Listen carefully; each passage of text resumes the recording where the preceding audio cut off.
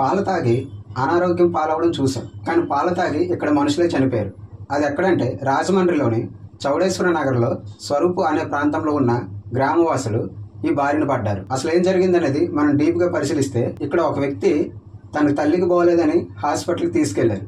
హాస్పిటల్కి తీసుకెళ్లిన తర్వాత అక్కడ ఆ తల్లి గారికి మామూలు డయాబెటీస్ ఉందనుకొని చెకప్ చేస్తే లేదు. అక్కడ ఏంటంటే ఆ తల్లి గారికి యూరిన్ రావట్లేదు, అంటే కాళ్ళు చేతులు అన్నీ ఉబ్బిపోయాయి, అంటే కిడ్నీ సమస్య ఉందనుకొని తెలిసింది. అప్పటి వరకు ఆ సమస్య ఉందనుకొని కేవలం ఆమెకు మాత్రమే తెలుసు, అంటే తన కొడుకుకి తెలియదు. అక్కడ డాక్టర్ ఎప్పుడైతే చెప్పారో అప్పుడు అంటే కొడుకు వినేసి షాక్ అయిపోయాడు, అసలు ఏం జరిగింది అని. అంటే వాటర్లో కల్తీ ఏమైనా ఉందేమనుకుని అనుకున్నారు. కానీ అక్కడికి కొంత సమయం తర్వాత ఏం జరిగిందంటే, ఎవరైతే ఆ అబ్బాయి తీసుకెళ్ళాడో ఆ పిన్ని గారికి కూడా సేమ్ అదే ప్రాబ్లం ఉందనుకొని తెలిసింది. సో ఒకరి తర్వాత ఒకరు అలా హాస్పిటల్కి వచ్చారు. ఆమెకు కూడా చెక్ చేసేసరికి ఆమెకు కూడా సేమ్ ప్రాబ్లం, అంటే వీళ్ళ మదర్ కన్నా ఆమెకి ఇంకా ఎక్కువ ఉంది. అంటే వీళ్ళ మదర్కి 3.5 ఉంటే ఆవిడకి 7 పాయింట్ వరకు ఉంది. సో ఇది ఒక్కసారిగా ఇతనికి అర్థం కాలేదు, అసలు ఇది అంతా ఎందుకు జరుగుతుంది, వాటర్లో ఎక్కడో కల్తీ ఉందేమని అనుకున్నారు. కానీ ఇక్కడే ఒక షాకింగ్ విషయం. దాని తర్వాత అదే పక్కింట్లో ఉన్న వ్యక్తి, అదే ఎదురింట్లో ఉన్న వ్యక్తి, అంటే అదే కాలనీలో ఉన్న ప్రతి ఒక్కరు కూడా హాస్పిటల్కి రావడం గమనించారు. ఇదేంటి అందరికీ ఒకే కాలనీలో ఒకేసారి ఒకే జబ్బు రావడం ఏంటని అందరూ అక్కడ చర్చించుకున్న తర్వాత అక్కడికి వెళ్ళి డాక్టర్కి ఈ విషయం చెప్పారు.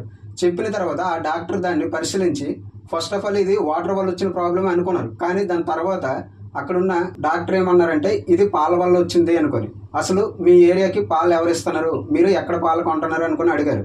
అప్పుడు వీళ్ళందరూ ఆలోచించారు, ఎందుకంటే వీళ్ళందరూ కూడా పాలు ఒకే దగ్గర కొంటున్నారు, అది ఒకే వ్యక్తి దగ్గర నుండి తీసుకుంటున్నారు. అప్పుడు వీళ్ళందరికీ డాక్టర్ చెప్పినట్టు ఇది నిజమే, ఇది నీరు సమస్య కాదు, ఇది పాల సమస్య అనుకొని వీళ్ళు గుర్తించారు. వీళ్ళందరూ ఎవరి దగ్గర పాలు తీసుకుంటున్నారని అప్పుడు అనమాట ప్రశ్నించేసరికి అప్పుడు వీళ్ళందరూ ఒకే వ్యక్తి దగ్గర, అది తీసుకున్న వ్యక్తి పేరే గణేష్. అతన్ని ఇప్పుడు పోలీసులు అరెస్ట్ చేశారు. అసలు ఈ విషయం అంటే ఈ ఒక్కరోజు పాలు తాగి వీళ్ళకి రాలేదు, వీళ్ళు ఎప్పటి నుండో ఇదే పాలని అతని దగ్గర చాలా రోజుల నుండి కొంటున్నారు. అసలు డాక్టర్ దగ్గరికి ఫస్ట్ టైం వీళ్ళు ఎప్పుడు వెళ్ళారంటే శివరాత్రి రోజు తర్వాత రోజు వీళ్ళు హాస్పిటల్లో అడ్మిట్ అయ్యారు. అంటే అక్కడ అడ్మిట్ అయిన రోజు చెప్పినది ఏంటంటే, మేము పెరుగు తిన్నాం, దానివల్ల అది చాలా చేదుగా ఉంది, దానివల్ల ఈ కడుపులో ఈ ఉబ్బసా అనుకొని చెప్పారనమాట.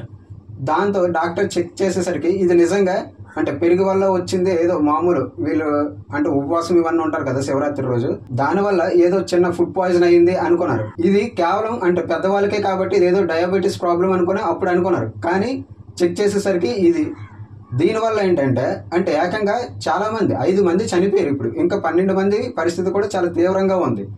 అందులో అంటే అందరూ పెద్దవాళ్ళు ఉండడంతోనే వీళ్ళు ఏంటంటే దీన్ని లైట్ తీసుకున్నారు. ఎందుకంటే శివరాత్రికి పెద్దవాళ్ళే చాలా మంది ఉపవాసం ఉంటారు, దానివల్ల ఏదో ఫుడ్ పాయిజన్ అయింది అనుకున్నారు. కానీ ఇక్కడ దీనివల్ల ఇంత నష్టం జరుగుతుందని అప్పుడు ఆ డాక్టర్లు కూడా అంటే అక్కడ ఉన్న ఏరియాలో ఉన్న ప్రజలు కూడా ఎవరు కూడా ఊహించలేకపోయారు. ఇదంతా ఒక్క మనిషి చేస్తున్నాడా, లేకపోతే ఇతని వెనకాల ఇంకెవరైనా ఉన్నారా అంటే, ఇప్పుడు ప్రెసెంట్ అయితే గణేష్ ఒక్కరినే అరెస్ట్ చేశారు. దీని వెనకాల ఇంకెవరైనా ఉన్నారా లేదా అనేది ఇప్పుడు ప్రభుత్వం అనేది దీని మీద దర్యాప్తు చేస్తుంది.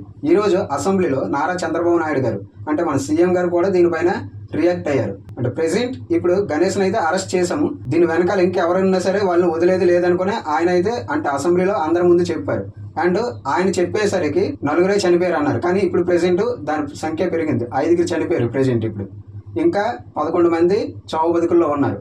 అందులో పాపం చిన్న పిల్లలు కూడా అదే పాలని అంటే తాగారని, వాళ్ళు కూడా బారిన పడ్డారని చెప్తున్నారు. ఇది నిజంగా ఒక్కడు ఎంత ధైర్యంగా చేశాడా అంటే పాలలో పౌడర్ కలిపాడా ఇంకేదైనా కలిపాడా అనే దాని గురించి ఇప్పుడు మొత్తం ఈ 12 మందిదే కాకుండా అక్కడే ఉండే అంటే ఈ పాలు ఎవరైతే అతని దగ్గర తీసుకున్నారో వాళ్ళందరి యొక్క యూరిన్ శాంపిల్స్ కూడా ఇప్పుడు తీసుకున్నారు. అంటే మొత్తం మీద 83 మంది యొక్క యూరిన్ శాంపిల్స్ ఇప్పుడు తీసుకున్నారంట. దీనిపైన ఏ న్యూస్ వచ్చినా సరే వెంటనే మళ్ళీ మన ఛానల్లో ఇంకో వీడియో నేను చేస్తాను. అండ్ ప్రెసెంట్ అయితే దీనిపైన ప్రభుత్వం చాలా అంటే చాలా గట్టిగా చర్యలు తీసుకోవాలి. ఎందుకంటే ఇది మొదటిసారి కాదు, అంటే ఇప్పటి వరకు అయితే ప్రభుత్వం తరపు నుండి కూడా చాలా అంటే ఇదే పాల కల్తీ పైన నేను మాట్లాడుతున్నాను. ప్రభుత్వం తరపు నుండి కూడా చాలా అంటే చాలా సార్లు వచ్చాయి.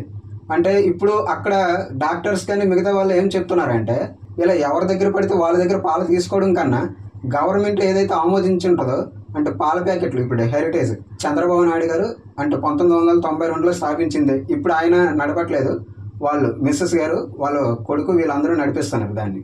సో అంటే గవర్నమెంట్ ద్వారా ఆమోదం పొందిన ఆ పాల ప్యాకెట్లనే తీసుకోమంటున్నారు తప్ప వీళ్ళంటి దగ్గర ఎవరు కొనుక్కోవద్దు అనుకుని చెప్తున్నారు. ప్రభుత్వం దీనిపైన చాలా అంటే చాలా కఠినంగా చర్యలు తీసుకోవాలి.